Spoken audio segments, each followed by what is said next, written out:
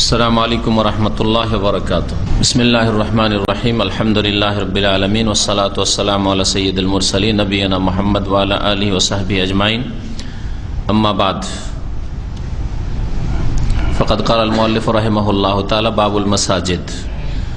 عن عائشة رضي الله عنها قالت أمر رسول الله صلى الله عليه وسلم ببناء المساجد في الدور وأن تنظف وتطيب। رواه أحمد وأبو داود والترمذي والصحاح إرساله।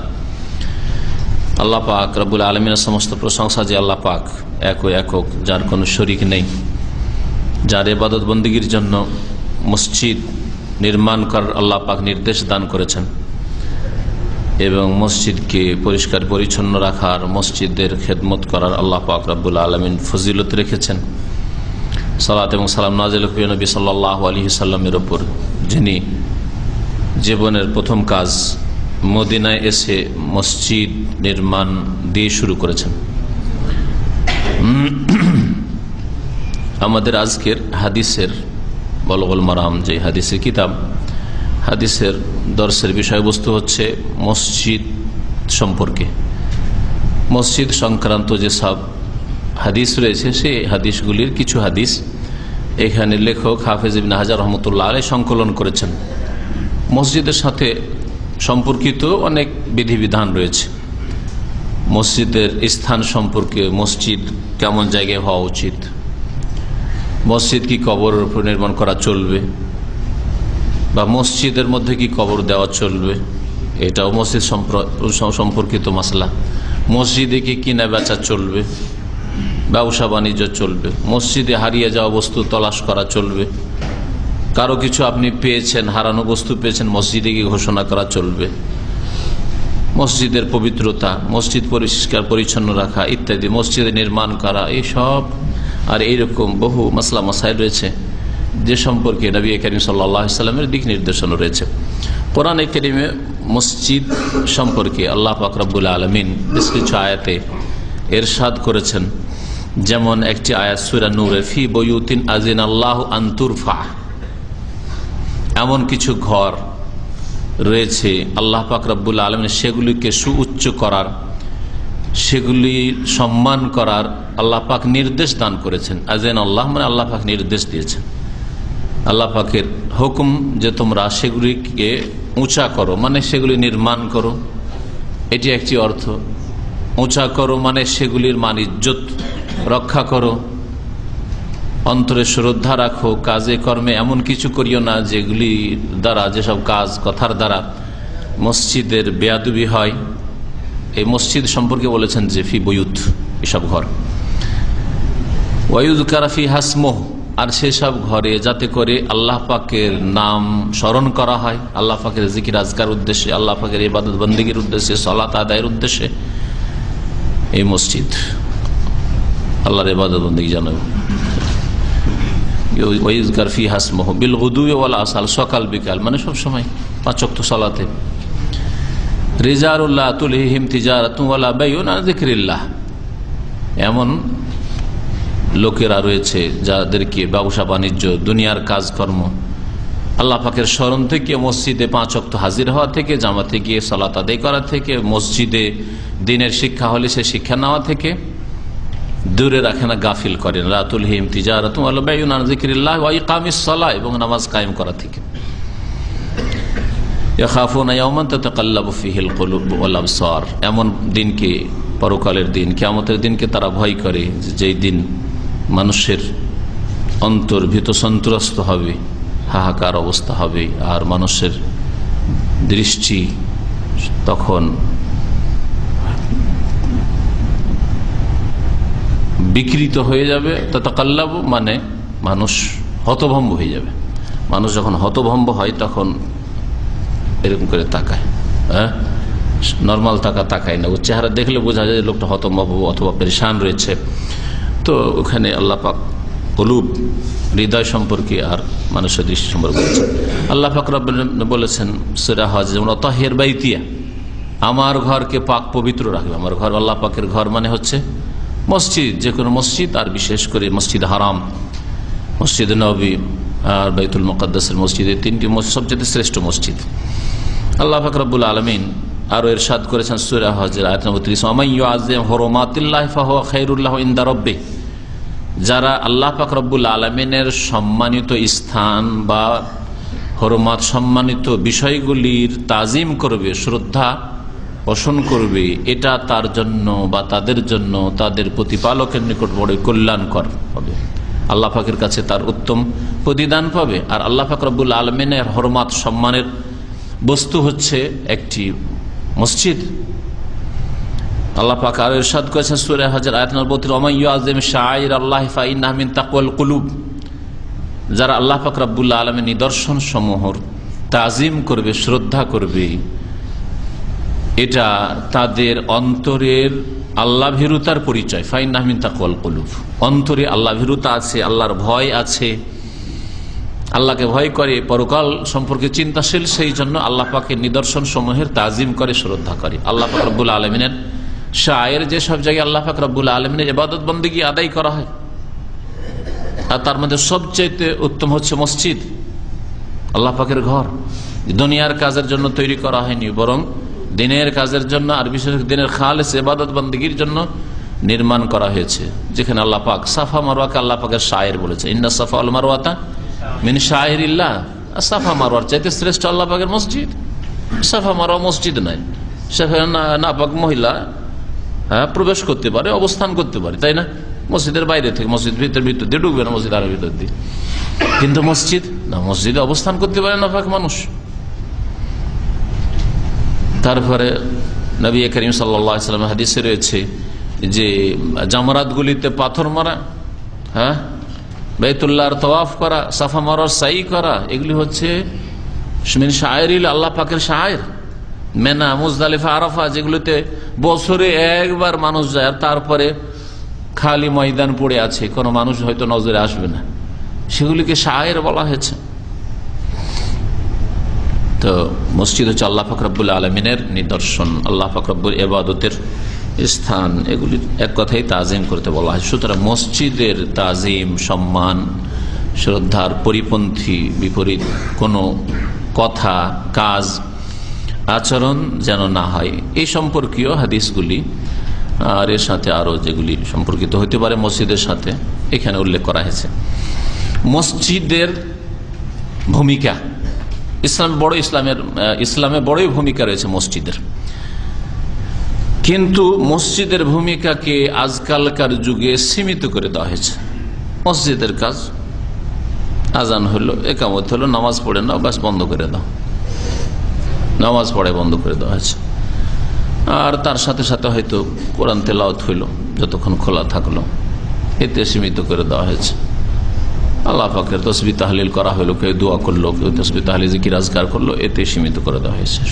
কিন্তু মসজিদ শুধু এই উদ্দেশ্যেই নির্মাণ করেনি নবী করিম সাল্লাল্লাহু আলাইহি সাল্লাম, সাহাবায়ে কেরামরা, খোলাফায়ে রাশেদিন, সালাফে সালেহিন, বরং মসজিদে ব্যাপক আকারে কাজ হইত দিন ইসলামের। মসজিদ তাদের যেমন ইবাদত বন্দেগীর স্থান ছিল, যেমন মসজিদ মানে সেজদার স্থান, সেজদার স্থান যেমন নামাজ পড়া হইতো, তেমন মসজিদে কোরআন এবং হাদিসের তালিম, শিক্ষা দেওয়া হইতো। নবী করিম সাল্লাল্লাহু আলাইহি সাল্লামের দর্স, শিক্ষা, সবচেয়ে বড় শিক্ষা, সবচেয়ে বড় মুআল্লিমের শিক্ষা মুহাম্মদ রাসূলুল্লাহ সাল্লাল্লাহু আলাইহি ওয়াসাল্লামের শিক্ষা, ওহীর শিক্ষা কোথায় হইতো? ইউনিভার্সিটি ছিল না, কলেজ ছিল না, আজকালকার ধর্মীয় ভাষায় মাদ্রাসা ছিল না, মক্তব ছিল আলাদা করে কিছু ছিল? মসজিদে সব হইতো। নবী করিম সাল্লাল্লাহু আলাইহি ওয়াসাল্লামের পক্ষ থেকে যেসব আলাপ আলোচনা, মশওয়ারা, মিটিং হতো, মিটিং এর বৈঠক কোথায় ছিল? তাহলে পার্লামেন্টেরও কাজ হইতো মসজিদে। নবী করিম সাল্লাল্লাহু আলাইহি ওয়াসাল্লাম যেসব বিচার ফয়সালা করতেন, সেগুলি কোথায় গিয়ে হইতো?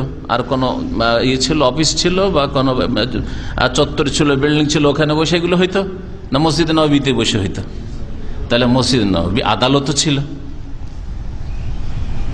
দেশ শাসন করার যেসব কাজকর্ম রয়েছে, সেগুলি নবী করিম সাল্লাল্লাহু আলাইহি ওয়াসাল্লাম কোথা থেকে করতেন? জেহাদের নির্দেশ, ঘোষণা কোথা থেকে দিতেন? বদর চলো, উহুদ চলো, খন্দক পরীক্ষা খননে চলো, খাইবারে চলো, মুতার যুদ্ধে পাঠালেন, বসে আছেন, মোতা থেকে সংবাদ আসছে যে অমুক আমির যিনি ছিলেন শহীদ হয়েছে, অমুক শহীদ হচ্ছে, ওহির মাধ্যমে জানছেন। নবী করিম সাল্লাল্লাহু আলাইহি সাল্লাম সেই খবরগুলি জানছেন। কোথায় বসেছিলেন তখন? মসজিদে। তাহলে মসজিদ এই সমস্ত কাজের জন্য, তালিম, বিচার ফায়সালা, দেশ পরিচালনা, সব কাজের জন্য। এটাই ছিল সালাফে সালেহিনের আদর্শ। কিন্তু ধীরে ধীরে মুসলিম সমাজে যখন সেকুলার ইজম ঢুকে পড়ল, দুনিয়াদার লোকেরা আলাদা, দিনদার লোকেরা আলাদা। দিনদার যারা লোক, দুনিয়া সম্পর্কে আপনারা কিছু বলবেন না, আপনার রাজনীতি সম্পর্কে আলোচনা নিষেধ। ইসলামিক জলসা, ওয়াজ মাহফিল, রাজনীতি আলোচনা করা নিষেধ, লেখা থাকে অনেক বিজ্ঞাপনে আমাদের দেশ, হয় না? হ্যাঁ, আপনারা শুধু আপনাদের দৌড় মসজিদ পর্যন্ত, ওইগুলো কাজ মসজিদের জন্য থেকে গেল। আর দুনিয়াদার লোক, যত পয়সাওয়ালা লোক, হ্যাঁ, পুঁজিপতি লোক, যারা জাদরেল মানুষ সমাজের, যাদের প্রভাব রয়েছে, একটা ডাকে হাজার হাজার লাখ লাখ লোক ঝাঁপিয়ে পড়বে, হ্যাঁ, ওই সব লোক মসজিদ থেকে সরে গেল, দুনিয়া নেমেতে উঠল। যার ফলে বুঝে হোক আর না বুঝে হোক, হ্যাঁ, অনুভূতির সাথে হোক আর বিনা অনুভূতিতে হোক, ভাগ করে ফেললো, দিন দুনিয়াকে পৃথক করে ফেললো। দিন দুনিয়া ইসলামে পৃথক না। রব্বানা আতিনা ফিদ দুনিয়া হাসানা ওয়া ফিল আখিরাতি হাসানা ওয়া কিনা আযাবান্নার। দুনিয়া এবং আখিরাত দুটোকে একসাথে, দিন এবং দুনিয়াকে একসাথে নিয়ে চলতে বলা হয়েছে। এটাই করেছেন রাসূলুল্লাহ সাল্লাল্লাহু আলাইহি ওয়াসাল্লাম, সাহাবায়ে কেরাম, খোলাফায়ে রাশেদিন। এবং তারপরে খেলাফতে রাশেদার জামানা শেষ হয়ে গেলেও দিন দুনিয়া আলাদা হয়নি। বানু উমাইয়ার যুগে যারাই দেশের শাসন ক্ষমতা হাতে রাখতেন তারাই মসজিদের ইমামত করতেন। তাদের পক্ষ থেকে নির্ধারিত প্রত্যেক শহরের যে আমির ওমর রয়েছে তারাই, বা দায়িত্বশীল রয়েছে, তারাই করতেন। কিন্তু ধীরে ধীরে এমনভাবে ভাগ হয়ে গেল যে মসজিদের কাজ বা সীমিত, আর দুনিয়ার কাজের মসজিদের সাথে সম্পর্ক নেই। আচ্ছা, সম্পর্ক না থাকলেও দূরে থেকে ইসলামিক বিধিবিধান তো প্রতিষ্ঠা হোক। হ্যাঁ, দুনিয়ার কাজ, আদালতের ক্ষেত্রে, দেশ পরিচালনার ক্ষেত্রে, দণ্ডবিধান কায়েম করার ক্ষেত্রে যে কোরআনে কারীম মসজিদে তেলাওয়াত হচ্ছে, কোরআনে কারীমের আয়াত সূরার তেলাওয়াত নামাজের মধ্যে হচ্ছে, সেগুলির বাস্তবায়ন তো হোক, দণ্ডবিধানের বাস্তবায়ন তো হোক, ইসলামী আইনের বাস্তবায়ন হোক। বলছে না না না, ধীরে ধীরে ওটাও গেল। কিছুদিন ওটা থাকলো, কিছুদিন ইমামতি মসজিদে না করলে শাসক, অসুবিধা নাই, আলহামদুলিল্লাহ। সৌদি আরবে এখনো আছে, হ্যাঁ, ইসলামের দণ্ডবিধানের বাস্তবায়ন হচ্ছে, ইসলামেই আইন কারণ কোরআন কারীম মোতাবেক আদালতের ফয়সালা। যদিও মসজিদের পাশে মাহকামার আলাদা বিল্ডিং তৈরি করা আছে মানুষের সুবিধার্থে, কিন্তু সেখানে কোরআনেরই ফয়সালা হচ্ছে। কিন্তু সারা পৃথিবীর মুসলিম দেশে কি হলো যে না না না, কোরআন কারীম তেলাওয়াত করো আর ও আমলও করো, মসজিদেই করো, বাইরে না না না। অর্থনীতিতে কোরআনের প্রতি আমল চলবে না, হ্যাঁ, রাজনীতিতে না না না, কোরআনের কথা চলবে না, ওইখানে বিচার বিভাগে কোরআনের কথা চলবে না, হ্যাঁ, সামাজিক ক্ষেত্রে কোরআনের কথা চলবে না। এইভাবে মুসলিম সমাজের অধিকাংশ মানুষরা, যাদের হাতে নেতৃত্বের লাগাম রয়েছে, যাদের হাতে পয়সা রয়েছে, যাদের কথায় দুনিয়া ঘুরছে, তারা ধর্ম নিরপেক্ষতার কুফরিতে বিশ্বাসী হয়ে গেল বা তার বাস্তবায়ন করা শুরু করলো। এই হচ্ছে বর্তমান যুগে মুসলিমদের অবস্থা। আল্লাহ পাক সকলকে যেন হেদায়েত দান করেন।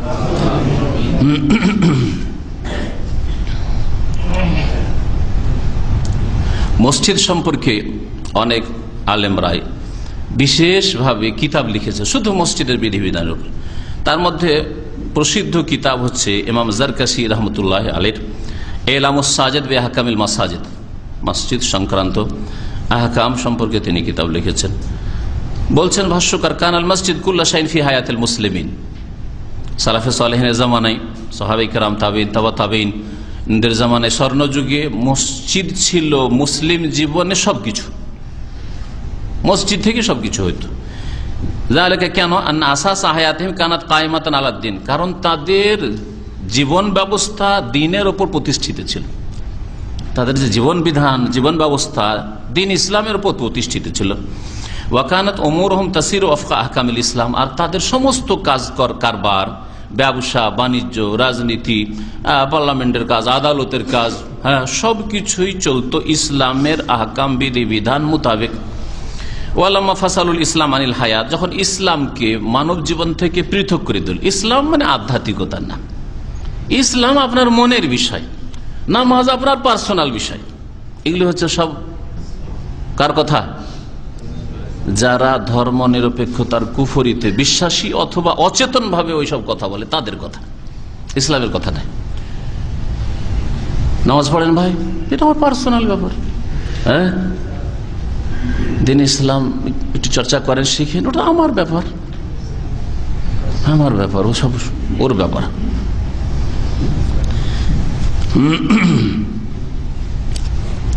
ইসলামকে যখন মানব জীবন থেকে আলাদা করে দিল, ওয়াকাসা রুহা আল ইবাদাত, ইসলাম মানে ইবাদত বন্দেগী, ওই নামাজ রোজা 2-4টি কাজের নাম।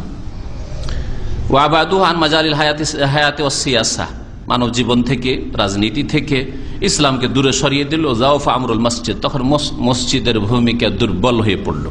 ওয়াহানা শানহু, তখন আর মসজিদের গুরুত্ব সব মুসলমানের কাছে থাকলো না। ওয়াস্তাখাফা বিমাকামিহি, তখন মসজিদের ব্যাপারটি মসজিদ করা এক শ্রেণীর লোকদের কাজ। হুজুর, মাওলানা, মসজিদের মুতাওয়াল্লি আছে, দেখাশোনা করছে, মসজিদের ইমাম মুয়াজ্জিন আছে, তারাই সে নামাজ পড়ছে, আজান দিচ্ছে, বাস।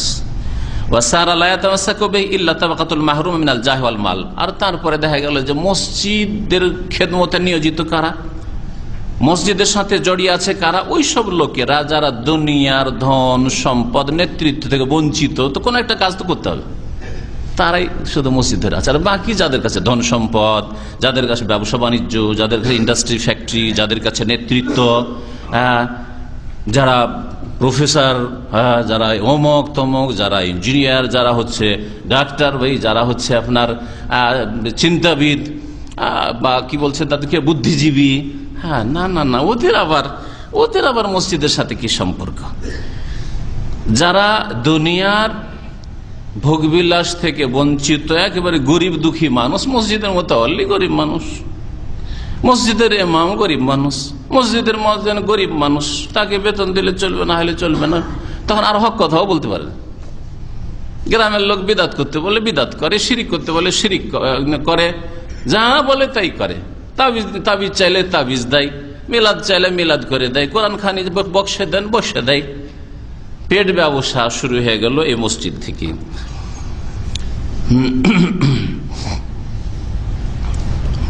সুতরাং এর ফলস্বরূপ দেখা গেল যে মুসলিম উম্মাহ দুর্বল হয়ে পড়ল, আল্লাহর কাছে অপদস্থ যখন, তখন তারা মানব জাতির কাছেও দুর্বল হয়ে পড়ল। ওমাইয়ুহিনিল্লাহু ফামা লাহু মিন মুকরিম, আল্লাহ পাক যদি কাউকে অপদস্থ করেন তো কে তাকে সম্মান দেয়, কে তার ইজ্জত দিতে পারে? এই হচ্ছে মুসলিম জাতির অবস্থা। সুতরাং মসজিদ থেকে মুসলিমদের ফিরে যাওয়া, মসজিদ থেকে দূর হয়ে যাওয়া, মসজিদে এক শ্রেণীর লোকেরা যাদের কাছে অনেক সময় আছে, কাজকর্মের অত চাপ নেই, তারাই শুধু নামাজ পড়তে যাবে মসজিদে। আর যারা দুনিয়া নিয়ে ব্যস্ত, সময় কোথায় মসজিদে গিয়ে নামাজ পড়া? যার ফলে মসজিদের যে পেগাম ছিল, মসজিদের যে ভূমিকা ছিল, সেই ভূমিকা প্রায় শেষের দিকে। আল্লাহ পাক রব্বুল আলামিন যে মুসলিমদেরকে তাদের সালাফে সালেহিনদের জামানার দিকে ফিরে আসার তৌফিক দান করেন, সাহাবায়ে কেরামের আদর্শের দিকে ফিরে আসার আল্লাহ পাক যেন তৌফিক দান করেন। ইমাম মালিক রহমতুল্লাহ আলাইহি বলেছেন, লা ইয়াসলুহু আখিরু হাযিহিল উম্মাহ ইল্লা বিমা সালাহা বিহি আউয়ালুহা, এই উম্মতের শেষ যুগের মানুষদের বা পরবর্তীকালের মানুষের সমস্যার সমাধান হবে না, মান ইজ্জত ফিরে আসবে না, একমাত্র ওই রাস্তা ছাড়া, বেমা সালোহা বিহি আউয়ালুহা, যেই রাস্তা ধরে এই উম্মতের প্রথম সারির মানুষদের সমস্যার সমাধান হয়েছে, মান ইজ্জত ফিরে এসছে।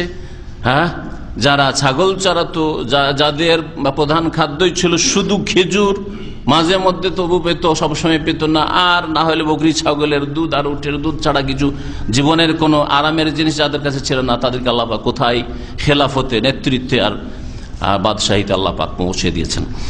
লা ইয়াসলুহু আখিরু হাযিহিল উম্মাহ ইল্লা বিমা সালাহা বিহি আউয়ালুহা। যাই হোক, হাদিসগুলো দিয়ে ফিরে আসি। মসজিদের শাব্দিক অর্থ হচ্ছে, আসল শব্দটি আরবিতে হচ্ছে মসজিদ, কারণ বাংলাকে আমরা সবসময় তফখিম করে বলি, কেরাতের ভাষায় তফখিম মানে মোটা করে পড়া, বাংলাতে তারকিক নেই। কেরাতে তাজবিদ পড়ে জানতো না, তারকিক মানে যেমন রিজাল, রি চিকন করে পড়ে, এটা হচ্ছে তারকিক। আর তফখিম রব্বানা, এটা হচ্ছে তফখিম। তো বাংলার উচ্চারণের ভঙ্গিমাটা হচ্ছে সব মোটা করে গোল করে পড়া, যার ফলে আমরা মসজিদকে কি করে দিয়েছি মসজিদ। কারোর নাম আকবর, ওকে আকবরই বলি। আমাদের এক মাস্টার সাহেব ছিল, ছোটকালে প্রাইভেটে পড়ি, সেটা আজান দিত আল্লাহ আকবর আল্লাহ আকবর, মানে বাংলা থেকে মুখস্থ করেছে আল্লাহ আকবর দিয়ে আজান দিত।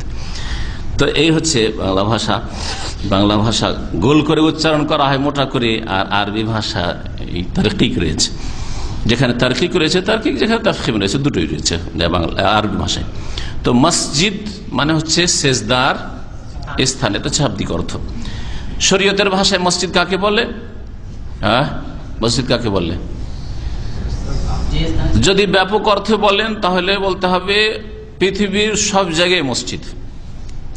কুল্লু মাউযিন ফিল আরদি ফাইন্নাহু মসজিদ, পৃথিবীর যে কোনো জায়গা নাপাকি অপবিত্রতা থেকে মুক্ত হয়ে রয়েছে, আপনি দেখতে পাচ্ছেন যে সেখানে নাপাক কোনো কিছু নেই, তাহলে সেটি হচ্ছে মসজিদ, মানে সেজদার স্থান। যে কোনো জায়গায় নামাজ পড়তে পারে। নামাজের টাইম হয়ে গেছে আর মসজিদ পাচ্ছি না, সেজন্য আরো 1-2 ঘন্টা লেট করে দেবে, এটা চলবে না। যেখানে আছেন সেখানে নামাজ পড়তে হবে, যে অবস্থায় আছেন সে অবস্থায় নামাজ পড়তে হবে।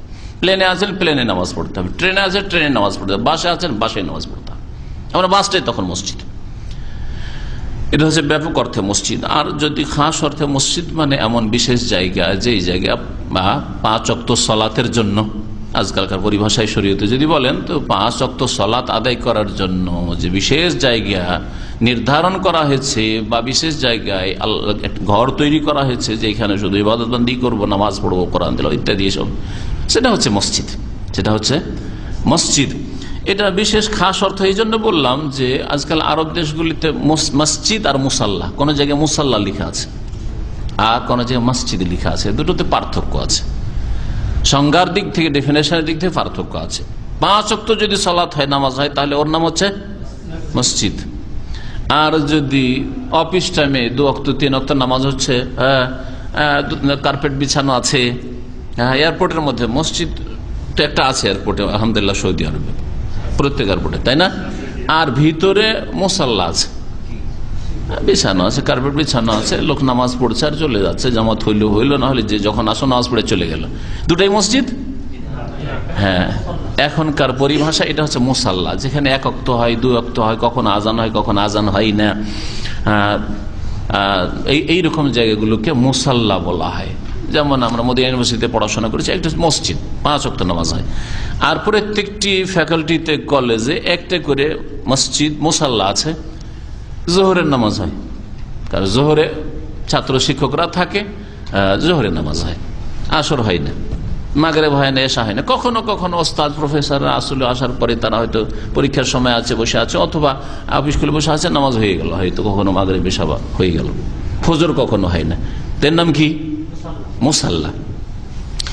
আজকালকার পরিভাষায় সংজ্ঞা বললাম। আর এমনি সাধারণ পরিভাষায় যদি জেনারেল অর্থে বলেন তাহলে মসজিদ, আল আরদু কুল্লাহা মসজিদ। নবী করিম সাল্লাল্লাহু আলাইহি ওয়াসাল্লাম হাদিস যে পৃথিবীর সমস্ত জমিন ভূমি হচ্ছে মসজিদ।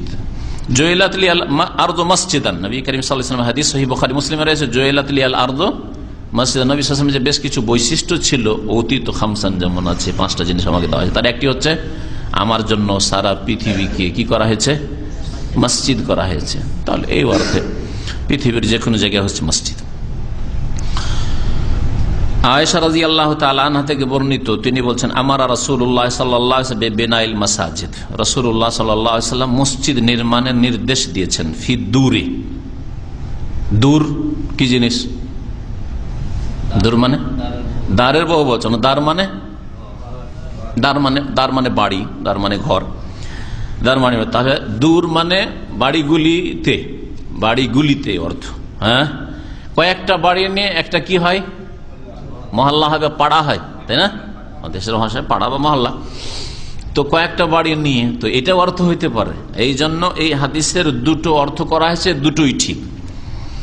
রাসূলুল্লাহ সাল্লাল্লাহু আলাইহি ওয়াসাল্লাম নির্দেশ দিয়েছেন মসজিদ নির্মাণের জন্য ফিদুরে, মহল্লা গুলিতে, মহল্লায় কয়েকটা বাড়ি থাকলে একটা মহল্লা হইলো, একটা পাড়া হইলো, ওখানে একটা মসজিদ বানান নির্দেশ দিয়েছেন। একটা গোটা পাড়া আছে আর মসজিদই নেই, নামাজ পড়তে আরেক পাড়ায় যেতে হবে, অনেক দূরে যেতে হবে, যেটা কষ্টকর। সুতরাং দুর্বল ইমানের লোকেরা সব মহিলার ওই স্ত্রীর সাথে নামাজ পড়বে, ঠিক না? এই একটি অর্থ যে প্রত্যেক মহল্লায় মহল্লায় মসজিদ বানাবার নির্দেশ দিয়েছেন নবী করিম সাল্লাল্লাহু আলাইহি ওয়াসাল্লাম। এই জন্য মসজিদ নবী থাকা সত্ত্বেও প্রত্যেকটি মহল্লায়, প্রত্যেকটি এলাকায় তখনকার মদিনা মসজিদ ছিল। আওয়ালিতে মসজিদ ছিল, কিবলাতাইন মসজিদ ছিল, কুবায় মসজিদ ছিল, ছিল না মসজিদ ছিল। যেখানে জনবসতি ছিল সেখানে মসজিদ ছিল। মুআয ইবনে জাবাল রাদিয়াল্লাহু তাআলা ঈশান নামাজ নবী করিম সাল্লাল্লাহু আলাইহি ওয়াসাল্লামের পিছনে মসজিদ নবীতে পড়ে নিতেন, সহিহ বুখারীতে হাদিস আছে। তারপরে উনি ওই কিবলাতাইন ওইদিকে বানু সালমা গোত্র ছিল, ওখানে গিয়ে আবার ঈশান নামাজ পড়েন, কারণ উনি ওদের মধ্যে ওই যে বংশের বা মহল্লার লোকদের মধ্যে বেশি কোরআন মুখস্থ রাখতেন। লোকেরা বলেন না, আপনার এই অমতিতে নামাজ পড়বো, আপনাকে পড়িয়ে দিতে হবে নামাজ। বলছে নামাজ যখন পড়াইতে হবে তো একটা শর্ত আমারও মানতে হবে, আমি নামাজ পড়িয়ে দেবো, কিন্তু অপেক্ষা তোমাদের করতে হবে। আমি নবীর পিছনে নামাজ পড়ে আসবো, আর তারপরে যখন পৌঁছবো তোমাদের নামাজ পড়বো, বসে থাকো। ঠিক আছে, এই হাদিস কি প্রমাণ করে? মুআয বিন জাবাল রাদিয়াল্লাহু নবী করিম সাল্লাল্লাহু আলাইহি ওয়াসাল্লামের পেছনে ঈশার নামাজ পড়ে আসতেন। ওটা ফরজ না সুন্নাত? ফরজ নামাজ, প্রথমটা ফরজ, আর ওটা সবচেয়ে উত্তম নামাজ। নবীর পিছনে মসজিদ নববীতে 1000-এর ফজিলত পাবেন, তো এটা ফরজ নয়? আর প্রথম সেটা ফার্স্ট পড়লেন, এটা ফরজ। দ্বিতীয়বারে যে নিজের মহল্লায় পাড়া থেকে মসজিদে নামাজ পড়াইতেন, সেটা কোন নামাজ ছিল? এক নামাজ ফরজের নিয়তে 2 বার পড়া যায় না, নিষেধ আছে। ফরজের নিয়ত করছে না, 2 বার করে এক নামাজ পড়া যায়, জোহর 2 বার, আসর 2 বার পড়া যায় না। লা তুসাল্লু সালাত ফি ইয়াউমিন মাররাতাইন, একটা হাদিস রয়েছে এই মর্মে, যে কোন নামাজকে দিনে 2 বার করে পড়বে না, মানে একই নিয়তে। ফরজ ফরজ ফরজ ডবল চলবে না, একবার পড়ে নিয়ে শেষ হয়ে গেছে। যেমন বেতর 2 বার চলবেন, লা বিতরানা ফি লাইলা, নবী সাল্লাল্লাহু আলাইহি হাদিস রয়েছে, এক রাতে 2 বেতর নেই, যে একবার এর সাথে বেতর পড়ে বললেন, আবার দেখলেন যে ঘুম আসে না, তাহাজ্জুদ শুরু করে দিলেন, তাহাজ্জুদ আর এক বেতর চলবে না। যদি আগে পড়ে নিয়ে থাকেন আর ভেতর চলবে, এখন জোড়া জোড়া পড়েন। আর না হলে যদি আপনি অভ্যস্ত হতে চান যে আমি তাহাজ্জুদ পড়বো, তাহলে ভেতরটা রেখে দেন, ইজালু আখিরা সালাত বিল্লাইলে বিতরান, শেষখানে ভেতর পড়বেন। তো যাই হোক, কি বলছিলাম, এই হাদিস কি প্রমাণ করে? যে ইমাম সাহেবের নিয়ত যদি আলাদা হয় আর মুক্তাদির নিয়ত আলাদা হয়, তাতে কোনো যায় আসে না। এটা হচ্ছে মুহাদ্দিসিনে কেরামের মাসলাক, এটাই হচ্ছে অধিকাংশ আইম্মায়ে কেরামদের মত। পক্ষান্তরে আমাদের দেশের মাযহাবদারী আলেমরা বলে যে না না, নিয়ত যে 2 রকম হয়ে গেল, আপনি ইমামের নিয়ত থেকে ভিন্ন নিয়ত রাখলেন, সুতরাং নামাজ হবে না। জোহরের পিছনে আসর হবে না, আসরের পিছনে অন্য কোনো নামাজ হবে না, ইত্যাদি ইত্যাদি, এইরকম কথা তারা বলে থাকে। আর ওই রকমই তারাবির পিছনে তাদের এশার নামাজ হবে না, যার ফলে এই মসজিদগুলিতে ইন্ডিয়া, পাকিস্তান, বাংলাদেশের এই মুকাল্লিদরাই দ্বিতীয় জামাত করে। এইদিকে তারাবি চলছে আর ওইদিকে কি করছে? এশার জামাত চলছে, একই মসজিদে 2টো জামাত চলছে, দেখছেন না? এটা হচ্ছে এই তাকলিদের ফলস্বরূপ। আর হাদিস সম্পর্কে অজ্ঞতা অথবা হাদিস অমান্য করা না বলে। আর হাদিস মোতাবেক যদি নামাজ পড়তে চান, তাহলে এক মসজিদে একাধিক জামাত হতেই পারে না। ইযা উকিমাতিস সালাতু ফালা সালাতা ইল্লাল মাকতুবা, যদি নামাজের একামত হয়ে যায় ফরজের, তাহলে অন্য সুন্নত নাই। আর যখন ইমামের নামাজ চলছে সে তারাবি, তখন আলাদা করে কোনো জামাত নেই, কারণ এটা হচ্ছে বিচ্ছিন্নতা সৃষ্টি করা। যে তাফরিকা, বিচ্ছিন্নতা কঠোরভাবে আল্লাহ নিষেধ করেছেন, ওয়ালা তাফাররাকু, বিচ্ছিন্নতা সৃষ্টি করিও না। একই মসজিদে 2 জামাত চলছে, মোটেই জায়েজ না, কোনো দিক থেকে জায়েজ না, না যুক্তিতে জায়েজ, না কোরআন হাদিস মোতাবেক জায়েজ। তাহলে কি করতে হবে? আপনি আপনার ফরজের নিয়ত করুন, পরে এসছেন, আর ইমাম সাহেব তারাবি পড়াচ্ছেন, কোনো অসুবিধা নেই। ইমাম ভেতরে পড়াচ্ছেন শেষ রাকাতে একবারে, আপনি পৌঁছেছেন এক্ষুনি, আপনি এশার নিয়ত করেন, কোনো সমস্যা নেই। ইমাম সাহেব এশা পড়াচ্ছে আর আপনি সফরে গিয়ে পৌঁছেছেন, এশা পড়াচ্ছে, আপনার মাগরিবের নিয়ত করুন, আপনার তরতিব সিরিয়াল ঠিক থাক। এটা হচ্ছে সুন্নতের তরিকা, যে সম্পর্কে মুকাল্লিদরা অজ্ঞতার কারণে হোক অথবা তাকলিদ গোড়ামির কারণে হোক ভুল করে থাকে। তো প্রত্যেক মহল্লা মহল্লায় একটি করে মসজিদ বানাতে বলেছেন রাসূলুল্লাহ সাল্লাল্লাহু আলাইহি ওয়াসাল্লাম, এটা একটা অর্থ। আর একটা অর্থ হচ্ছে দূরে, মানে বাড়িতে বাড়িতে, যে অর্থটা প্রথম করলাম। রাসূলুল্লাহ সাল্লাল্লাহু আলাইহি ওয়াসাল্লাম কি নির্দেশ দিয়েছেন? বাড়িতে বাড়িতে মসজিদ বানাবার নির্দেশ দিয়েছেন। তার মানে কি? তার মানে হচ্ছে প্রত্যেক বাড়িতে 2-3টা ঘর নিয়ে একটা বাড়ি, আপনার ছেলেরা আছে, ছেলেদের জন্য, আপনার মেয়েদের জন্য, আপনার জন্য 2-3-4টা রুম আছে, বা একটি স্বামী স্ত্রী নতুন বিয়ে শাদী করেছেন, আর কেউ নাই হয়তো, ওটাও একটা বাড়ি।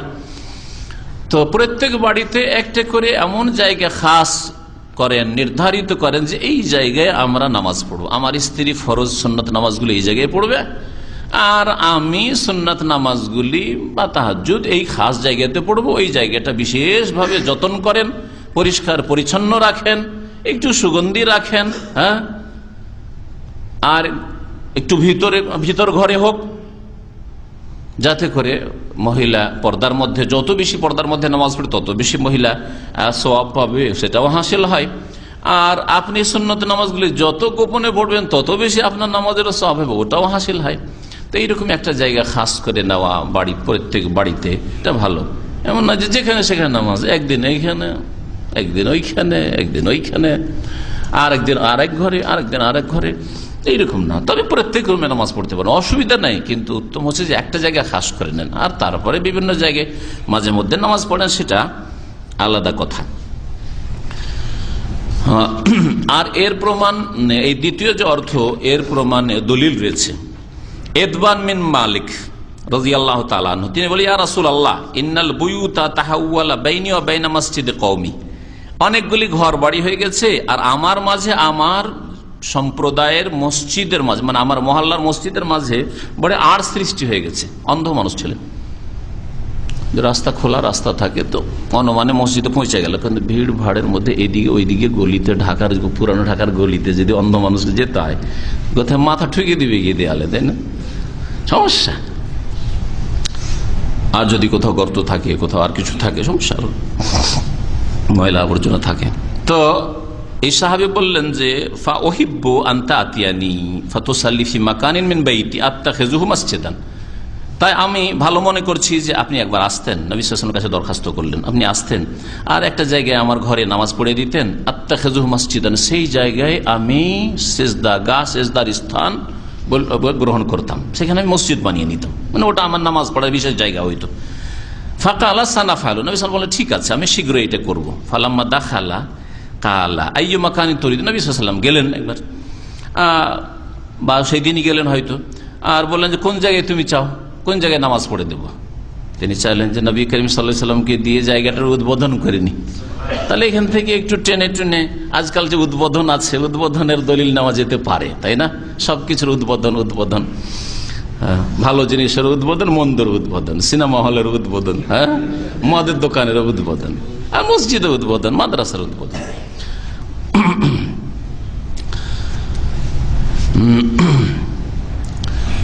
কোন জায়গায় তুমি চাও? ফাআশারতু লাহু ইলা নাহিয়াতি মিনাল বাইত, ঘরের এক কর্নারে, কোনায় আমি ইশারা করলাম যে এইখানে নামাজ পড়েন। ফাকামা রাসূলুল্লাহ সাল্লাল্লাহু আলাইহি ওয়াসাল্লাম সালাতে দাঁড়ালেন, ওয়া সাফাফনা খালফাহু, আমরা তার পিছনে কাতার লাগালাম, লাইন লাগালাম। ফাসাল্লা বিনা রাকাতাইন, আমাদেরকে 2 রাকাত নামাজ পড়িয়ে দিলেন রাসূলুল্লাহ সাল্লাল্লাহু আলাইহি ওয়াসাল্লাম। এই হাদিস কি প্রমাণ করে? যে আপনি আপনার বাড়িতে একটা জায়গা খাস করে নিতে পারেন, আপনার স্ত্রী জানলো, ছেলে মেয়েরাও জানলো, আপনিও জানলেন যে এই জায়গাটা আমাদের বিশেষ নামাজ পড়ার জায়গা, তাহলে ছেলে মেয়েরাও পেশাব পায়খানা ইত্যাদি না পাকি বা খেলাধুলা, ময়লা আবর্জনা করা থেকে বিরত থাকবে, আর সেই জায়গায় একটু যত্ন করবেন, পরিষ্কার পরিচ্ছন্ন রাখবেন। এই ওয়ান তুনাজ্জাফা ওয়া তুতাইয়াব, আর সেই মসজিদকে, সে ঘরের, ওই নিজের বাড়ির ওই বিশেষ নামাজ পড়ার জায়গা হোক, মুসাল্লা, যেটাকে ফার্সি ভাষায় জাই নামাজ বলে। জাই নামাজ বুঝেন?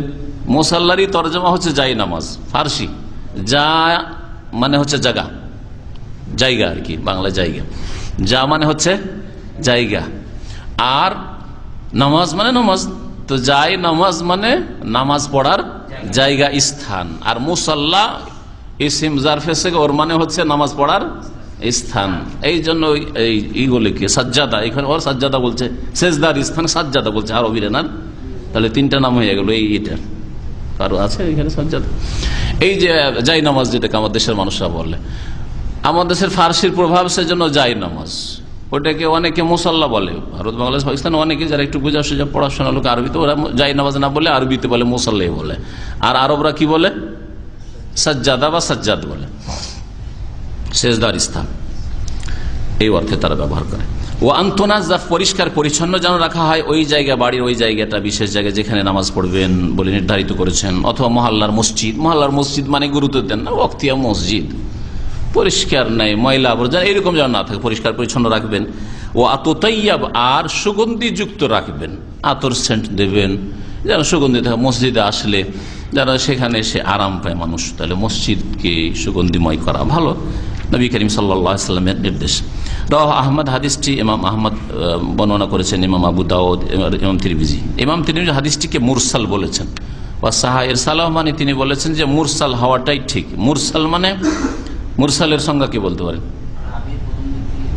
রাবি প্রথম দিক থেকে একজনকে, হ্যাঁ, এর চাইতে সূক্ষ্ম হচ্ছে প্রথম দিক থেকে যদি সাহাবী বললে তো ঠিক আছে, যদি তাবেই বলে কালা রাসূলুল্লাহ সাল্লাল্লাহু আলাইহি ওয়াসাল্লাম, কওলু তাবেই যদি বলেন যে কালা রাসূলুল্লাহ সাল্লাল্লাহু আলাইহি ওয়াসাল্লাম বলেছেন, তাহলে একে মুরসাল বলা হয়। তো তাবেই বলছেন যে রাসূলুল্লাহ সাল্লাল্লাহু আলাইহি ওয়াসাল্লাম বলেছেন, তাবেই তো রাসূলুল্লাহ সাল্লাল্লাহু আলাইহি ওয়াসাল্লাম যুগ পাননি, তার নিশ্চয়ই কারো মাধ্যমে ওটা শুনেছেন। কার মাধ্যমে? যদি সাহাবীর মাধ্যমে হয় তাহলে নিশ্চিত হাদিস সহিহ। কিন্তু এখানে আশঙ্কা শুধু একটা থেকে যাচ্ছে যে হতে পারে এক তাবে আর এক তাবেই থেকে শিখেছেন বা শুনেছেন হাদিসটা, তাহলে সেই তাবের অবস্থাটা বাকি। কারণ তাবেইদের যাচাই বাছাই করতে হবে। তাবেইদের যুগে যেহেতু কিছু একটু গড়বড় শুরু হয়ে গেছিল, যেমন খারেজি আর শিয়া বের হওয়া শুরু হয়েছিল, তা সেই জন্য এখন চেক করতে হবে। আর সাহাবীর কোনো চেকের প্রয়োজন নেই, কারণ সাহাবায়ে কেরামদেরকে আল্লাহ পাক সার্টিফিকেট নিজেই দিয়ে দিয়েছেন, রাদিয়াল্লাহু আনহু ওয়া রাযিয়াল্লাহু আনহু। এটা হচ্ছে মুহাদ্দিসিনে কেরামের হাদিস সহিহ জয়ীফ নির্ণয় করার মাপকাঠি, যে সাহাবী যখন জেনে নিলেন সাহাবী বলছেন রাসূলুল্লাহ সাল্লাল্লাহু আলাইহি ওয়াসাল্লাম বলেছেন, তাহলে সাহাবী থেকে রাসূলুল্লাহ পর্যন্ত ওইটুকু ঠিক আছে। কিন্তু আপনার কাছে সাহাবা পর্যন্ত যে আসছে, এর মধ্যে যারা আছে ওদেরকে অবশ্যই চেক করতে হবে ওরা কারা। অনেকে বুঝে না যে আবু হুরায়রা থেকে বর্ণিত হাদিস মা আয়েশা বর্ণনা করেছেন আর বলছে হাদিস জয়ীফ, কিন্তু মা আয়েশার কাছে আপনি পৌঁছিলেন কি করে? মা আয়েশা থেকে বর্ণনাকারী যে আরো 10-20 জন আছেন, এদের অবস্থাটা দেখতে হবে, যে এদের অবস্থাটা, ধর্মীয় অবস্থা, স্মৃতিশক্তির অবস্থা, আমানতের অবস্থা, সততার অবস্থাটা কেমন। ওর ভিত্তিতে হাদিস নাম হচ্ছে আবু বকর সিদ্দিকের, নাম হচ্ছে আয়েশার, কিন্তু হাদিস জাল হইতে পারে, জয়ীফ হইতে পারে। কোন মিথ্যুক মাঝখানে লাগিয়ে দিয়েছে যে না আমি অমুক থেকে শুনেছি, আমি অমুক থেকে শুনেছি, আমাকে অমুক বলেছে বলে দিল পৌঁছে আবু বকর পর্যন্ত, কিন্তু আসলে আবু বকর রাদিয়াল্লাহু তাআলা আনহু বর্ণনা করেননি আর রাসূলুল্লাহ সাল্লাল্লাহু আলাইহি ওয়াসাল্লাম বলেননি। বুঝছেন না?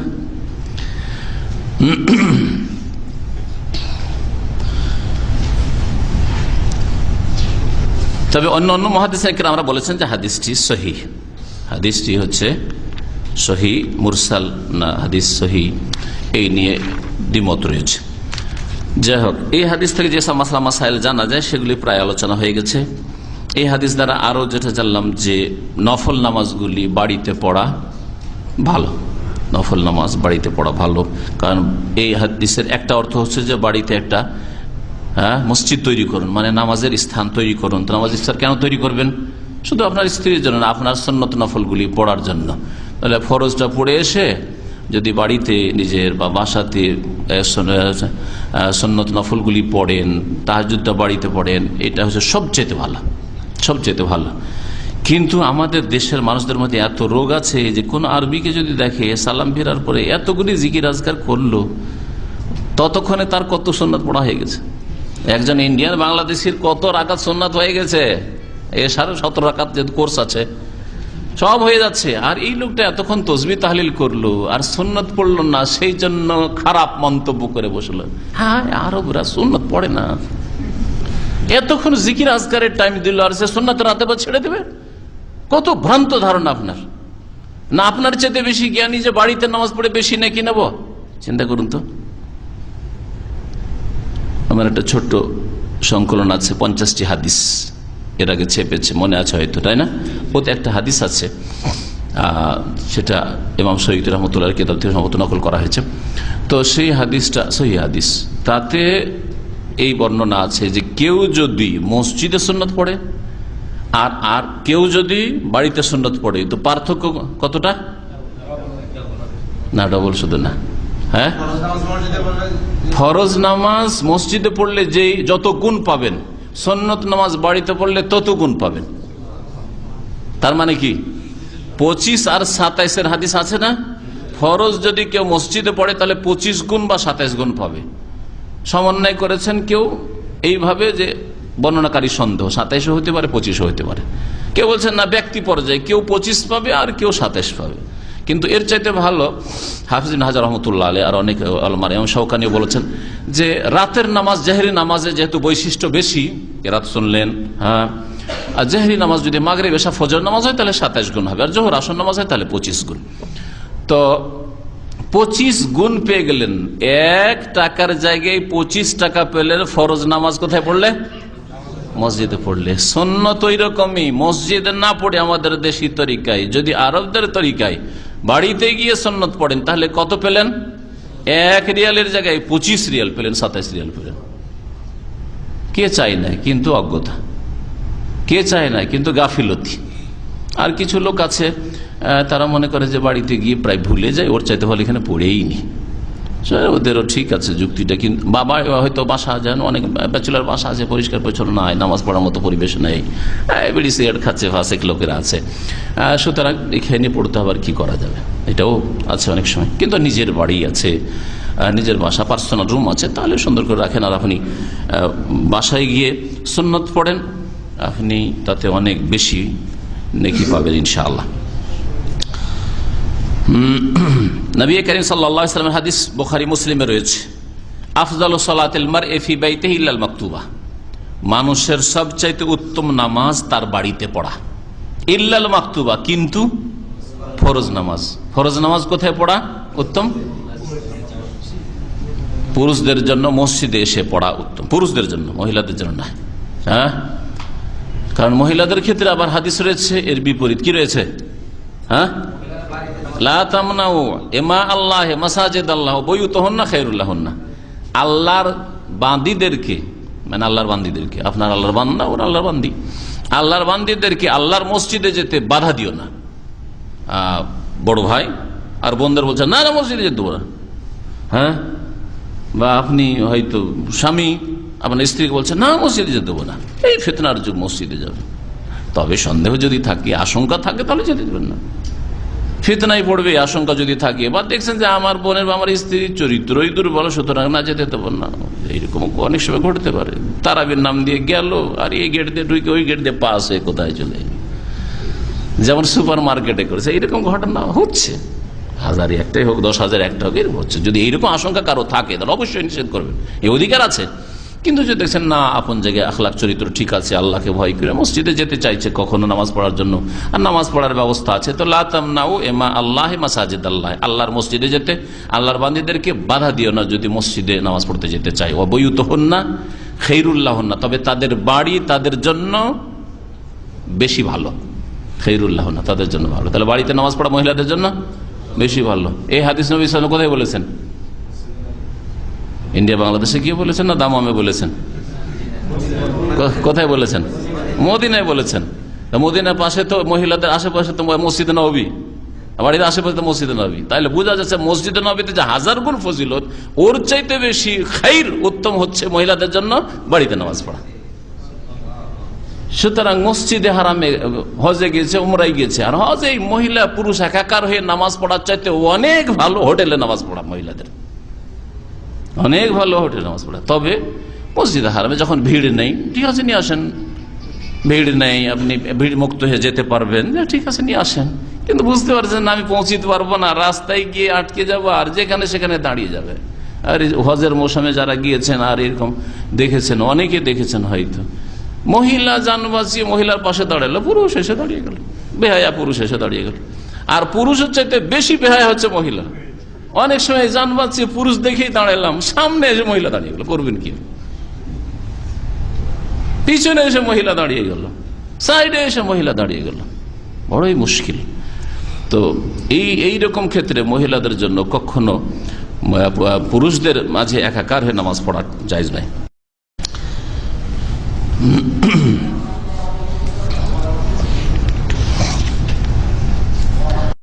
وعن أبي هريرة رضي الله تعالى عنه قال قال رسول الله صلى الله عليه وسلم قاتل الله اليهود اتخذوا قبور أنبيائهم مساجد। আবু হুরায়রা রাদিয়াল্লাহু তাআলা আনহু থেকে বর্ণিত, তিনি বলছেন রাসূলুল্লাহ সাল্লাল্লাহু আলাইহি ওয়াসাল্লাম বলেছেন, আল্লাহ পাক রব্বুল আলামিন ইহুদিদেরকে সর্বনাশ করুক।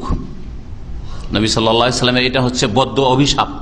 কাতালা, কাতালা মানে শাব্দিক অর্থ হচ্ছে যুদ্ধ করা, তো আল্লাহ পাকের যুদ্ধের ঘোষণা হোক, মানে আরবরা কাতালা শব্দটি বদদুয়ার ক্ষেত্রে, অভিশাপের ক্ষেত্রে, সর্বনাশ হোক এই ক্ষেত্রে ব্যবহার করতেন।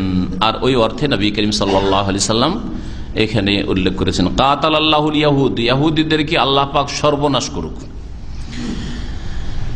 ইত্তাখাযু কুবুর আম্বিয়াহি মাসাজিদা, কারণ তারা তাদের নবীদের কবরগুলিকে সেজদার স্থানে পরিণত করেছে, মসজিদে পরিণত করেছে। কবরের উপর মসজিদ করেছে, অথবা কি করেছে, কবরের উপর সেজদা করা শুরু করেছে। দুটোই অর্থ এর। কবরগুলিকে কি করেছে, মসজিদে পরিণত করেছে। দুটো অর্থ হইতে পারে, কি বললাম, একটা হচ্ছে যে কবর ছিল আর উপর ঘর নির্মাণ করেছে, যেমন আমাদের দেশের মাজার করলাম, গম্বুজ করে মসজিদের মতো করে নিয়েছে, আর কবরকে সেজদা করছে। নামাজ পড়ুক, আর নামাজ হয়তো ওখানে পড়ে না, কিন্তু কবরকে সেজদা করছে। আর একটা হচ্ছে মসজিদের ভিতরে কবর দিয়েছে। মসজিদ আগে থেকে ছিল, যেমন আমাদের মুসলিম সমাজে হয়েছে ইহুদি নাসারাদের অনুকরণে, দুই রকম হয়েছে। মুসলিম সমাজে কবর ছিল, পরে মসজিদ তৈরি হয়েছে। অথবা আল্লাহ পাকের নেক বান্দা, গ্রামের খুব মুরব্বী আলেমের দিন ছিল, হক্কানি লোক ছিল, হ্যাঁ চলো মসজিদের বারান্দে কবর দাও, দিয়ে দিল মসজিদে কবর। দুই রকম করেছে। আগে থেকে কবর ছিল, মসজিদ বানিয়ে দিল, আর না হলে মসজিদ আগে থেকে ছিল, তারপরে কবর দিয়ে দিল। এসব এর উপর লানত হয়েছে। এই হাদিসের অর্থ আর একটা, যে সেজদার জায়গায় পরিণত, মাসাজিদা মানে সেজদার জায়গায় পরিণত করলো, ঘর বানাইলো না, কিছু করলো, কিন্তু সেজদা করছে। খোলা জায়গাতে মাজার আছে, সেজদা করছে, সেটাও এই হাদিসের আওতাভুক্ত। ইত্তাখাযু কুবুরা আম্বিয়াহি মাসাজিদা, তাদের নবীদের কবরগুলিকে সেজদার স্থানে পরিণত, মসজিদের শাব্দিক অর্থ হচ্ছে সেজদার স্থান, সেজদার স্থানে পরিণত করেছিল। কবর সেজদার জায়গা নয়, মসজিদ হচ্ছে সেজদার জায়গা, কিন্তু কবরে তারা সেজদা করা শুরু করেছিল। নবীদের কবরকে সেজদা করা সত্ত্বেও যদি আল্লাহ পাকের লানত, অভিশাপ আর আল্লাহ পাকের পক্ষ থেকে সর্বনাশ আর রহমত থেকে দূর করার ঘোষণা হয়, তাহলে গैर নবী, নবী নয় তারা, যাদেরকে ওলি মনে করা হচ্ছে, পরহেজগার লোক মনে করা হচ্ছে, আব্দুল কাদির জিলানী, খাজা মঈনুদ্দিন চিশতি, শাহজালাল, আটরশি, অমক তমক, হ্যাঁ, নবী ছাড়া অন্যের কবরকে যদি সেজদার স্থানে পরিণত করে, মানে কবরে সেজদা করে, অথবা কবরের উপর মসজিদ তৈরি করে, তাহলে কত বড় লানত হচ্ছে, চিন্তা করুন তো দেখি। অথচ নবী, তারা রসুল ছিলেন, তাদের শ্রদ্ধায় তারা চলো মসজিদ একটা বানিয়ে দিয়ে ওপর, চলো সেজদা করি, তাজিমের সেজদা করি আম্বিয়া রসুলগণকে, তাদেরকে খুব মানতাম, তারা দুনিয়া থেকে বিদায় নিয়েছেন, সুতরাং তাদেরকে সেজদা করি। তাতেই যদি লানত হয়, আল্লাহ পাক যুদ্ধের ঘোষণা করেন কাতাল আল্লাহুল ইয়াহুদ, ইহুদিরা এই কাজ করেছে, সেজন্য তাদের উপর লানত হোক, অভিশাপ হোক। অন্য হাদিসে রয়েছে লানাতুল্লাহ আলাল ইয়াহুদি ওয়ান নাসারা, লান আল্লাহুল ইয়াহুদ, আল্লাহ পাকের লানত রয়েছে। হ্যাঁ, লানো শব্দ ব্যবহার হয়েছে, আর কাতালা শব্দ ব্যবহার হয়েছে। মুত্তাফাকুন হাদিসটি বুখারী মুসলিমে রয়েছে। ওয়াজাদা মুসলিম, আর মুসলিমে আরেকটু বাড়তি আছে, কি আছে, কাতাল আল্লাহুল ইয়াহুদ ওয়ান নাসারা, ইহুদি খ্রিস্টানদেরকে আল্লাহ পাক সর্বনাশ করুন। মানে ইহুদিরা যেমন কাজ করেছে, অতিরঞ্জন বাড়াবাড়ি করেছে, নবীদের কবরে মসজিদ বানাইতে হইতো না কবরের ওপর, বা নবীদের কবর সেজদা করতে হইতো না, তারা করেছে, তেমনি খ্রিস্টানরাও নাসারারাও করেছে। কেন? জাতি হিসাবে তাদের উপর লানত হয়েছে না তাদের আকীদা আমল শিরকের কারণে লানত হয়েছে? শিরকের কারণে। আল্লাহ পাক রব্বুল আলামিন কাছে রং বর্ণ কোনো মূল্য রাখে না। রং বর্ণ কালো আফ্রিকানও যদি নিগ্রহ হয়, আর যদি মুওয়াহিদ হয়, তাওহীদ প্রতিষ্ঠাকারী, আল্লাহর কাছে সে প্রিয়। আর রং যদি একেবারে ইউরোপিয়ান আর আমেরিকান, একেবারে শ্বেতাঙ্গ, সাদা চামড়া, সাদা চামড়া, আর যদি মুশরিক হয়, তো কাতাল আল্লাহুল ইয়াহুদ ওয়ান নাসারা, ইহুদি নাসারাদের উপর আল্লাহ পাকের লানত হোক, আল্লাহ সর্বনাশ করুন তাদের। ওয়ালাহুমা মিন হাদিস আয়েশা, আর ইমাম বুখারী এবং মুসলিম উভয়ে বর্ণনা করেছেন আয়েশা রাদিয়াল্লাহু তাআলা আনহা থেকে। তাহলে আগেরটি ছিল আবু হুরায়রা থেকে, এটি আয়েশা রাদিয়াল্লাহু তাআলা আনহা থেকে। আরো বাড়তি কি রয়েছে, কানু ইযা মাতা ফীহিম রাজুলুস সালেহ, এই ইহুদি নাসারাদের মধ্যে যখন কোন নেক লোক মারা যেত, নেক লোক মানে নবীরাও নেক লোক, আর নবী ছাড়াও অন্যরাও হইতে পারে, যখন কোন ওলিয়া উলিয়া ভালো মানুষ মারা যেত, বানাও আলা কবরিহি মসজিদান, তখন তার কবর উপরে কি করত, মসজিদ নির্মাণ করে নিত, মসজিদ তৈরি করে নিত। আরো এখানে সংক্ষেপ করে দেওয়া হয়েছে, আরো ওয়াসাওয়ারু ফি তিলকা সুওয়ার, আর ওই নবীদের কাল্পনিক ছবি তারা অঙ্কন করে নিত দেয়ালে দেয়ালে। ঘর নির্মাণ করলো, মসজিদ নির্মাণ করলো, আর দেয়ালে ছবি অঙ্কন করলো। ওয়াসাওয়ারু ফি তিলকা সুওয়ার উলাইকা শিরারুল খালকি ইনদাল্লাহি তাআলা, এখানে ওফিহি, আর ওই হাদিসের শেষে রয়েছে উলাইকা শিরারুল খালক, এরাই হচ্ছে সৃষ্টির সবচাইতে নিকৃষ্ট। আল্লাহ পাকের যত সৃষ্টি রয়েছে সবচাইতে নিকৃষ্ট সৃষ্টি পায়খানার পোকা নয়। হ্যাঁ, আমরা কি মনে করি পায়খানার পোকা সবচাইতে নিকৃষ্ট, আরে খায়, পায়খানা খায়, তারপর আমাদের উপকার করে। পায়খানা খেয়ে যদি শেষ না করতো তো বাড়ি ঘর ভেসে যেত, পায়খানা তো ট্যাঙ্কি ভর্তি হয়ে যেত না। কত উপকারী সেই পোকা, চিন্তা করেন। কিন্তু মুশরিক উপকারী নয়, মুশরিক বহুত্ববাদী উপকারী না, অপকারী। শেরারুল খালক ওইসব নোংরা কীট পতঙ্গ, নাপাক কীট পতঙ্গকে বলা হয়নি যা নাপাক খায়, নাপাকিতে থাকে, বরং মুশরিক যারা আল্লাহকে ছাড়া নবীদেরকে সেজদা করেছে, নবীদের কবরকে সেজদার স্থান বানিয়েছে, নেক লোক ওলিয়া আউলিয়ার কবরকে সেজদার স্থান বানিয়েছে, ওলিয়া আউলিয়ার কবরকে সেজদা করেছে, কবরে তওয়াফ করেছে। উলাইকা শেরারুল খালক, এলা আল্লাহ পাকের সৃষ্টি সবচেয়ে নিকৃষ্ট, সবচেয়ে নিকৃষ্ট। তাহলে শিরক আল্লাহর কাছে কত বড় অপরাধ, চিন্তা করুন। এতে দুই রকমের শিরকের কথা বলা হয়েছে। এই হাদিসে কয় রকম শিরকের কথা বলা হয়েছে? দুই রকম শিরক। আর মানব জাতির মধ্যে নূহ আলাইহিস সালামের যুগে প্রথম যখন শিরক ছিল তখন থেকে দুই রকমের শিরক শুরু হয়েছে, আর আজ পর্যন্ত চলতি আছে। মাঝে মাঝে নবী রসুল দিয়ে সংস্কার হয়েছে, আবার ফিরে এসছে ওই শিরকে। রাসূলুল্লাহ সাল্লাল্লাহু আলাইহি ওয়াসাল্লাম আসলেন, তাওহীদের দাওয়াত দিলেন, আর শিরক উৎখাত হয়ে গেল আরব জাজিরা থেকে, তাই না? বরং দূর দূর পর্যন্ত ইসলাম পৌঁছিল। কিন্তু কিছুদিন পরে আবার সুফিবাদের মাধ্যমে আবার কবর মাজার পূজার সৃষ্টি হইল। কবরকে সেজদার স্থানে পরিণত করত, মানে কবর পূজা প্রাচীন যুগ থেকে চলে, ইহুদি নাসারারা করেছে, নূহ আলাইহিস সালামের জাতীয় করেছে, আর আজকের মুসলিম নামদারি মুসলিম যারা শিরক করে তারাও করেছে। আর আরেক রকমের শিরক হচ্ছে সাওয়ারু ফিহি, ছবি অঙ্কন করে ছবির পূজা করা, মূর্তি তৈরি করে মূর্তি পূজা করা, যা হিন্দুরা করে থাকে আর বৌদ্ধরা করে থাকে বা অন্যরা আরো অনেকেই করে থাকে, যারা মূর্তি পূজা করে থাকে। শুধু মূর্তি পূজার নাম শিরক নয়, বরং আগে কোন শিরকের কথা উল্লেখ করা হয়েছে? কবর মাজারের শিরকের কথা উল্লেখ করা হয়েছে। বানাও আলা কবরিহি মসজিদান, নেক লোকের কবরের পর মসজিদ তৈরি করে সেজদার স্থান বানিয়ে নিত। আর ছবি অঙ্কন করা দুই রকম হতে পারে, দেয়ালেও ছবি হতে পারে, আর মূর্তি তৈরি করাও হইতে পারে। মূর্তি তৈরি করে পূজা করে আর ছবি অঙ্কন করা। আমি কোনো এক সময় ছাত্র জীবনে বুদ্ধদেব যেখানে গিয়ে সে আবিষ্কার করলো যে আমি ধ্যান করে পেয়ে গেছি, এখন তপস্যা করে আমি পেয়ে গেছি, ঈশ্বরকে পেয়ে গেছি।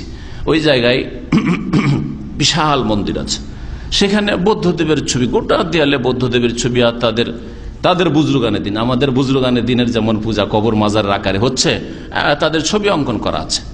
তাহলে মূর্তি পূজাও করে, ছবি পূজাও করে মানুষ। এই ছবি যে হারাম, অপ্রয়োজনীয় ছবি জরুরি না হলে যা হারাম, তার একটা কারণ হচ্ছে যে ছবিতে শিরক শুরু হয়েছে, ছবি থেকে শিরক শুরু হয়েছে। বিশেষ করে যদি সেই লোক ধার্মিক লোক হয়, ধার্মিক লোক ছবি রাখা আরো মারাত্মক। দুনিয়ার রাজনৈতিক নেতার ছবি তো আশঙ্কা আছে, কারণ যারা ওই দলের, হ্যাঁ ওর ভক্ত, হ্যাঁ তারা ও পূজা শুরু করে দিতে পারে। হ্যাঁ, শ্রদ্ধা, নিরাপত্তা পালন করা, ঝুঁকে প্রণাম করা, এইসব শুরু হইতে পারে। তাহলে যদি ধর্মীয় নেতা আলেম ওলামা হয়, তাদের ছবি যদি সংরক্ষিত করে রাখা হয়, ঝুলিয়ে ঝুলিয়ে রাখা হয়, বা তাদের প্রতিমূর্তি তৈরি করা হয়, তাহলে শিরকের আশঙ্কা আরো বেড়ে যায়। তাহলে যত ভালো মানুষ হবে তত বেশি শিরকের আশঙ্কা আছে ছবি সংরক্ষিত করে রাখলে। এই জন্য দাদার ছবি, দাদা খুব পরিষ্কার লোক ছিলেন, তাহাজ্জুদ গুজার ছিলেন, মাঝে মাঝে দেখবো ছবিটাকে আমি সংরক্ষিত করে রেখেছি 50 বছর থেকে। না, এসব কাজ করবেন না, কারণ এতে বড় ফিতনা রয়েছে। আপনার কাছে এলম আছে, আপনি হয়তো ফিতনায় পড়লেন না, আপনার ছেলেরা, আলেমের ছেলে বড় জাহেল, কিছুই জানে ইসলাম সম্পর্কে। হ্যাঁ, হাজি গাজির ছেলে ইসলাম সম্পর্কে কিছুই জানে না, এত মুরব্বী লোক ছিল আমার দাদা, তাহলে তো একটু শ্রদ্ধা হওয়া উচিত। দিল একটা ফুল দিয়ে দিল ছবির ওপর, এটা ফুল চড়িয়ে দিলাম, একটা আগরবাতি ধরাই দিলাম, কেন না? তো এইভাবে শিরক শুরু হয়েছে।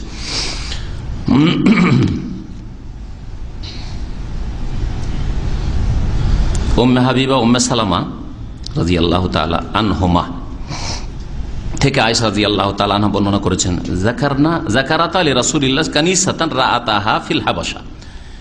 এরা আবিসিনিয়া হাবাসায় প্রথম হিজরত করে চলে গেছিলেন। সেখানে গিয়ে একটা গির্জা দেখেছিলেন খ্রিস্টানদের, খ্রিস্টান দেশ ছিল তখন, বর্তমান যেটা ইথিওপিয়া, ওটার প্রাচীন নাম হচ্ছে হাবাসা।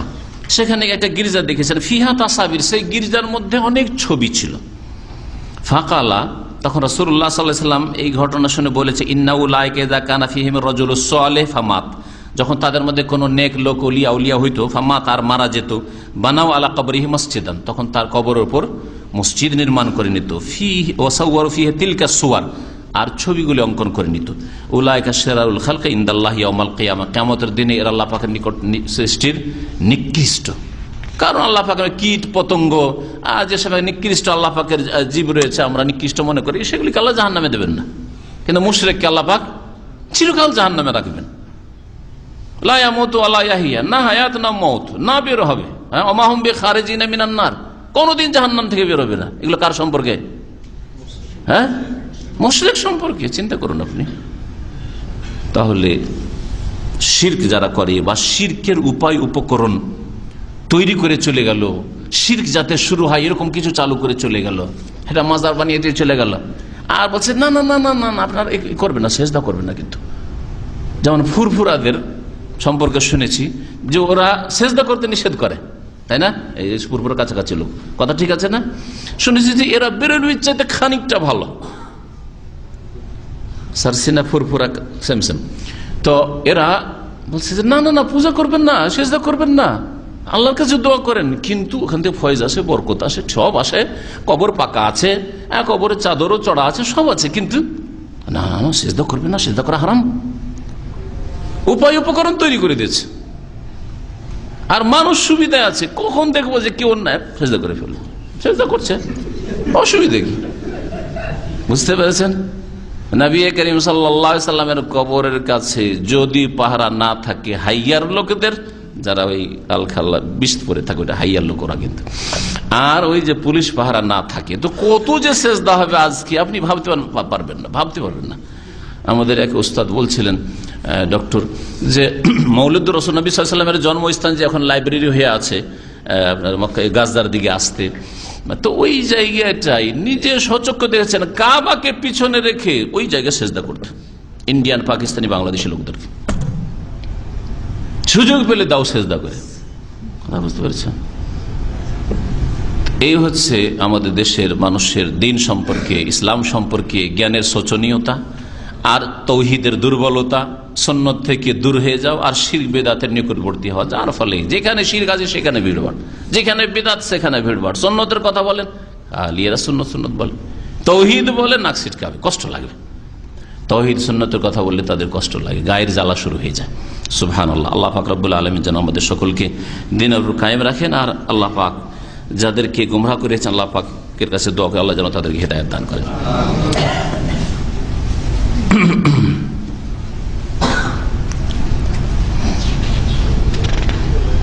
আজকে এখান থেকেই রাখি, আর তারপরে যে হাদিস আসছে তার সম্পর্ক মসজিদের আর একটি মাসলার সাথে, মসজিদে অমুসলিমরা প্রবেশ করতে পারবে কিনা বা অমুসলিমকে বসতে দেওয়া যাবে কিনা, এসব বিষয়গুলো ইনশাআল্লাহ তাআলা আগামী সপ্তাহে আলোচনা হবে। সাল্লাল্লাহু নবিয়্যিনা মুহাম্মদ ওয়া আলা আলিহি ওয়া সাহবিহি আজমাইন। মসজিদের পাশে কবরস্থান তৈরি করা ঠিক নয়। কবর তখনকার মতো দেওয়া হারাম না হইলেও এটা শিরকের বড় আশঙ্কা, কারণ কোনো এক সময় জনবস্তি বাড়বে, তখন মসজিদ বাড়াবার প্রয়োজন হবে, তখন আবার সমস্যা উঠবে যে কি করব, তাহলে বিদাতি মূল্য হলে অসুবিধা নেই, নেক লোকেরা অসুবিধা নেই, ওখানে হয়তো কবরের উপর মসজিদ তৈরি হবে, মসজিদ এক্সটেনশন হলো দিল কবরের উপর বাড়িয়ে, আর না হলে এখন তাহলে কি করতে হবে, হয় মসজিদ ভাঙো, আর না সরাও এখান থেকে, আর না হলে কবরকে উঠাও, হাড়হাড্ডি উঠাও। তো এসবের চাইতে নিরাপদ হচ্ছে কবরস্থান মসজিদ থেকে অনেক দূরে থাকবে।